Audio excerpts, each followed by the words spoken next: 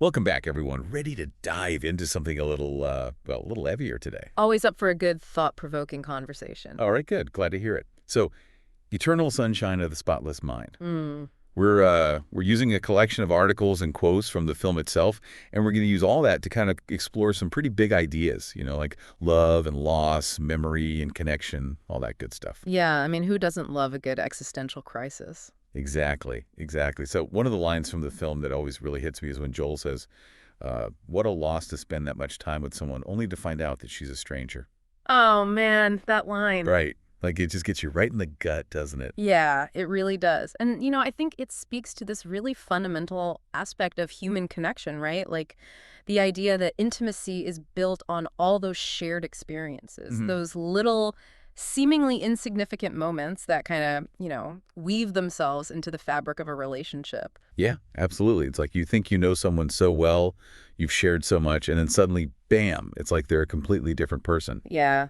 It really makes you question everything, doesn't it? It does. And Eternal Sunshine, it takes this idea even further by introducing this whole concept of memory erasure, right?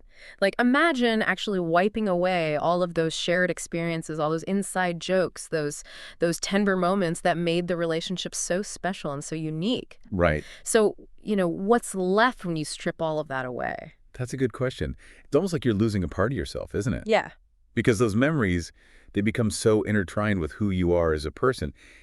It makes you wonder, like, are we just the sum of our experiences?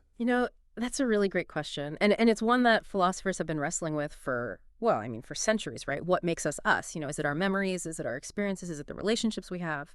Or is there something more? Is there like some essential core that remains even when all of that's gone? And Eternal Sunshine, it doesn't really give us any easy answers, but it definitely gets us thinking. Yeah, no kidding. It Mhm. does. Now, speaking of memories, there's this phrase that keeps coming up in the film, like this haunting phrase, meet me in Montauk. Even as Joel is having all of his memories of Clementine erased, this phrase, like this plea, it just keeps coming back. So, Yeah. so what do you make of that? Well, I think it speaks to the power of love, even on like a subconscious level. Yeah, Despite all the pain, despite the fact that they've chosen to forget, there's still a part of Joel, and I think a part of Clementine too, that just yearns for that connection. it's almost like a beacon, isn't it? Like Yeah. calling them back to each other, Yeah. even though they're both trying so hard to move on.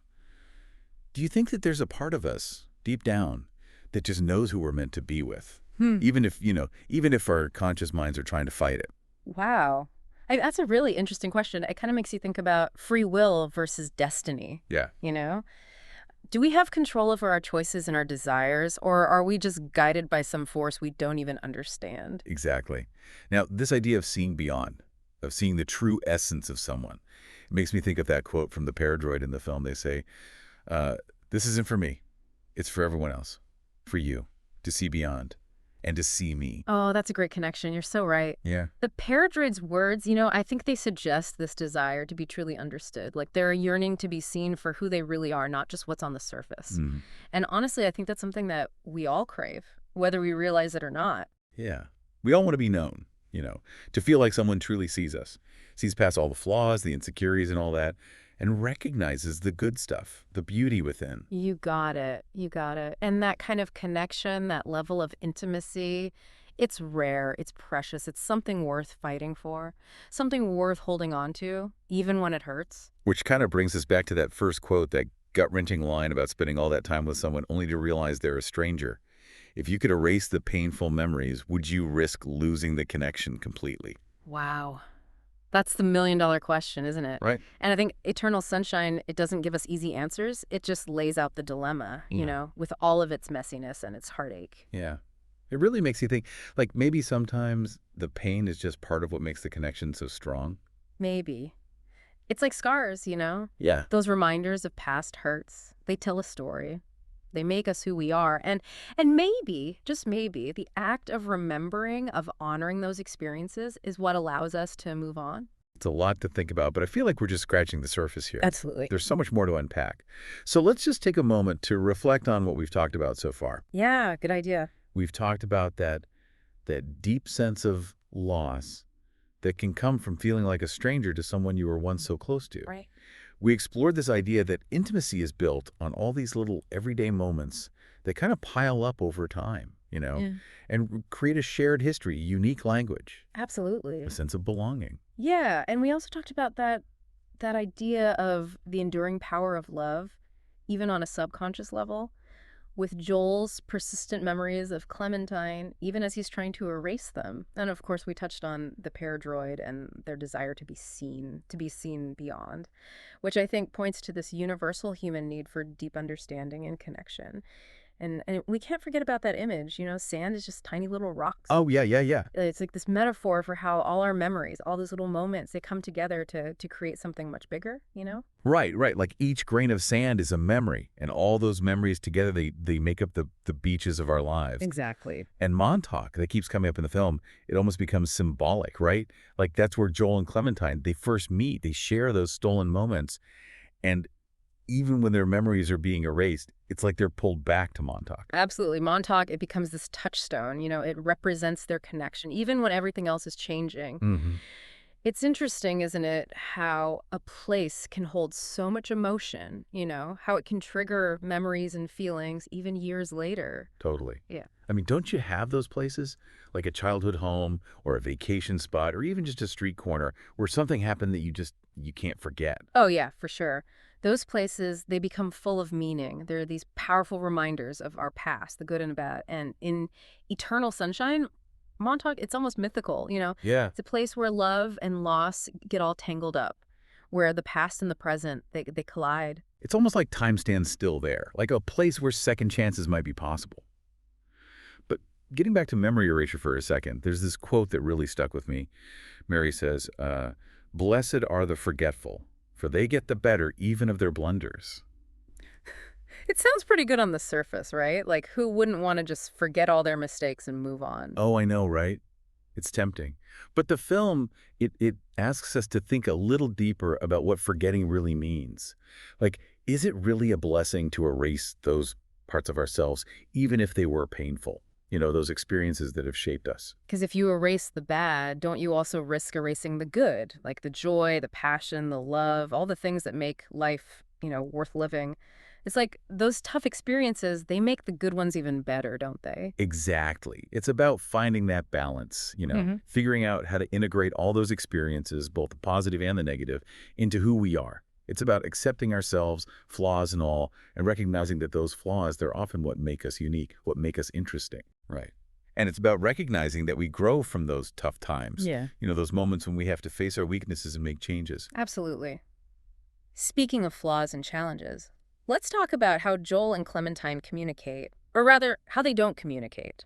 Remember that line where Clementine says, "You don't tell me things, Joel. I'm an open book. I tell you everything, every damn embarrassing thing." It's like they're speaking two totally different languages, emotionally. Oh, totally. Joel, he's the strong, silent type, right? Yeah. And Clementine, she's all about open, expressive communication. It's Yeah. like a recipe for disaster. And it makes you think about how many relationships struggle with that same thing. Like we think that just because we love someone, we should automatically get them. Yeah. But that's rarely the case. You're so right. Good communication, it takes effort. It takes active listening. And it takes a willingness to kind of, adjust our style to meet our partner's needs. It's about learning to speak each other's language, both the words and the emotions. Yeah, it's like learning a whole new dialect. And sometimes it means having those tough conversations. Actually saying what we need, what we're worried about, even when it's scary. Yeah. It's about being vulnerable, letting our guard down, and letting our partner see the real us, Yeah. warts and all. You got it. And that vulnerability, that openness, that's often the foundation of real intimacy. It's what lets us connect on a deeper level, Yeah. to build that trust and understanding, even when things are tough. It's like saying true love isn't about finding the perfect person. It's about finding someone who sees your imperfections and loves you anyway. Yes. And maybe, just maybe, those imperfections, they're what make you lovable in the first place. Beautifully said. That reminds me of when Clementine talks about getting bored in a relationship. She says, "But you will, but you will, you will think of things and I'll get bored with you and feel trapped." It's raw. It's honest. It's acknowledging that even the strongest love, it has its ups and downs. There will be excitement, there will be boredom, there will be closeness, and there will be distance. It's like relationships are always a work in progress. Right. It's about going through all of that together, finding ways to keep the spark alive, to keep things interesting and to be there for each other when things get tough or stale. And sometimes, those times when you feel distant or bored, they can actually be good for the relationship. They can give you some space to think, to grow on your own, and to come back with a fresh perspective. It's like stepping back from a painting you've been working on too long. Yeah. You take a break, you see it with new eyes, and you might even notice something you didn't see before. I love that. And, speaking of stepping back and seeing things differently, I think it's time we move on to the film's bigger message about love. How it endures, even when there's heartbreak and memory loss. Okay, so we've covered a lot of ground here. We talked about the highs and lows of relationships, the role of memory, and the whole communication thing. But when it comes down to it, what's Eternal Sunshine really trying to tell us about love? That is the big question, isn't it? And I think this film gives us a really, really interesting perspective on it. It acknowledges that love is messy. It's got heartbreak, frustration, the possibility of boredom, the whole 9 yards. Yeah. But at the same time, it reminds us how powerful love can be, how it can survive even when people are trying to erase it. Like those moments when Joel's fighting to hold on to those pieces of his relationship with Clementine. Yeah. Like he's trying to stop them from being erased. Exactly. Remember that part when he's like, please let me keep this memory, just this one? Yeah. I mean, it shows that he understands deep down how important those memories are, even the painful ones. Because they're a part of him. They're part of his story, his connection to Clementine. And even though he's trying to forget her, there's this part of him that keeps pulling him back. Right. Like, meet me in Montauk. That Yeah. phrase keeps popping up. It's like, even when his conscious mind is saying move on, something else is saying go back. Yeah.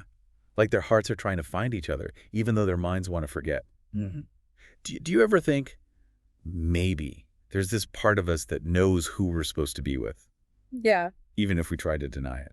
It's a really interesting idea, isn't it? It gets into that whole fate versus free will thing. Yeah. But whether or not you believe in destiny, I think Eternal Sunshine is showing us that some connections, they just can't be erased, no matter how hard we try. It's like love leaves a mark, Mm-hmm. a scar, a memory. It stays with you. And maybe those scars, those reminders of past loves, maybe they're not something to be ashamed of or something to try and erase. Maybe they're part of what makes us, more beautiful, more complex, more capable of loving someone else in the future. It's kind of like those kintsugi bowls, Yeah. the Japanese ones, where they repair broken pottery with gold. The cracks, they become part of the bowl's beauty. They show how strong it is, and all the things it's been through. I love that. It's like saying our broken hearts, those places where we've been hurt, they can actually make us stronger, wiser. Yeah. And it makes me think of that scene where Clementine asks, what do we do? And Joel just says, enjoy it. Oh, such a powerful moment. Right. They know the memories are going to be gone, but they choose to just be in the moment. Savor the connection, the happiness, even though they know it'll end. Yeah, it really makes you think about how short life is, how important relationships are. And sometimes all we can do is appreciate the time we have, even if it hurts a little bit. I agree, and I think that's the biggest takeaway from Eternal Sunshine. It's not about finding the perfect love that lasts forever. Right. It's about accepting the messiness, the heartache, the joy, all of it. It's about cherishing those connections, even the ones that don't last. It's like even when it ends, even when the memories fade, something stays with you. Yeah. A feeling, Yeah. a lesson learned. So well said. And as we wrap up this deep dive, I want to encourage everyone listening. Think about what Eternal Sunshine means to you. What parts of it connect with your own experiences with love, loss, and memory? What if you could just erase certain memories? Would you do it? Or would you hold on to your past, the good and the bad, knowing that it's made you who you are? Maybe you'll find yourself drawn back to someone, a place, a memory that reminds you that love is powerful, that it can outlast even forgetting. Thanks for joining us on this deep dive, everyone. Until next time, keep exploring, keep questioning, and keep cherishing those moments of connection, however long they last.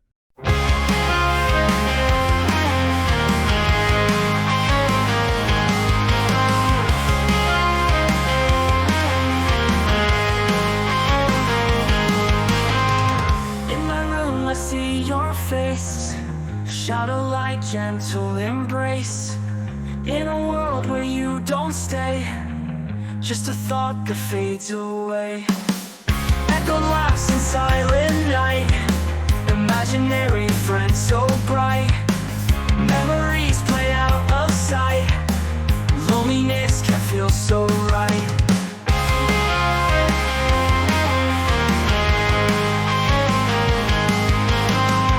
Like a lost and silent night. Imaginary friend so bright. Memories play out of sight. Loneliness can feel so right. It is a bullet holding tight. Fleeting dreams in pale light. No one sees you by my side. In this world where we both hide.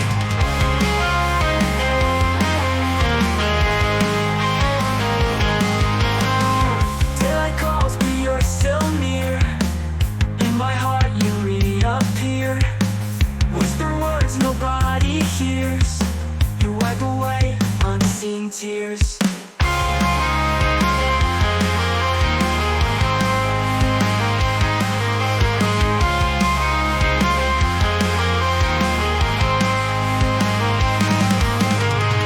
Phantom touch under the stars. You and me in stolen hours. Secret whispers from afar. In our dreamland we are.